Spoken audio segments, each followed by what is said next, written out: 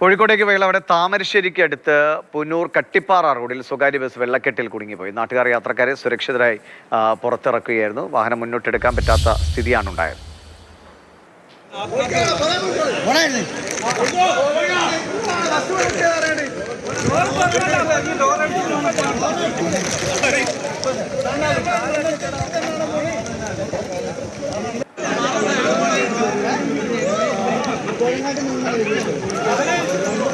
Rahul K B വിവരങ്ങളുണ്ട്. രാഹുൽ, അതിലൂടെ സ്ഥിരം ഓടുന്ന വണ്ടി ഓടിക്കുന്ന ഡ്രൈവറല്ലേ, ഇങ്ങനെ വെള്ളക്കെട്ടുള്ളപ്പോൾ ആ വാഹനം അങ്ങോട്ടേക്ക് ഓടിച്ചിറക്കേണ്ട ആവശ്യമുണ്ടായിരുന്നു?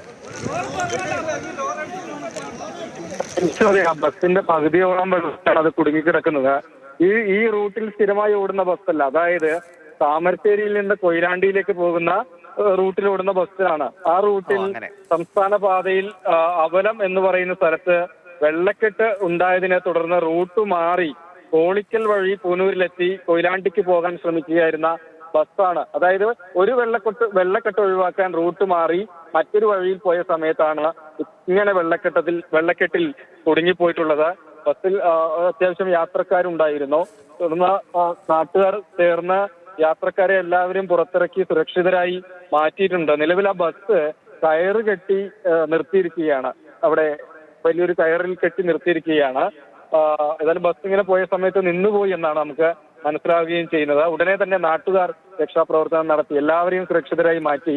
യാത്രക്കാരിൽ കൂടുതലും ഒരു വിവാഹ ഫംഗ്ഷന് പോകുന്ന ആളുകളാണ് എന്ന വിവരം കൂടി നമുക്ക് ലഭിക്കുന്നുണ്ട്. ഈ നാട്ടുകാർ രക്ഷാപ്രവർത്തനം നടത്തി. അതിനുശേഷം അതിനിടെ തന്നെ ഫയർഫോഴ്സും സ്ഥലത്തേക്ക് വരികയും ചെയ്തു.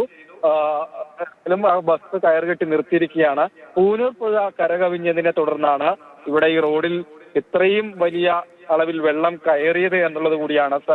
അവിടെ പരിസരത്തെ അങ്ങാടികളും റോഡുകളും മറ്റു റോഡുകളും ഒക്കെ തന്നെ വെള്ളത്തിൽ മുങ്ങിപ്പോയിരുന്നു എന്നതാണ്.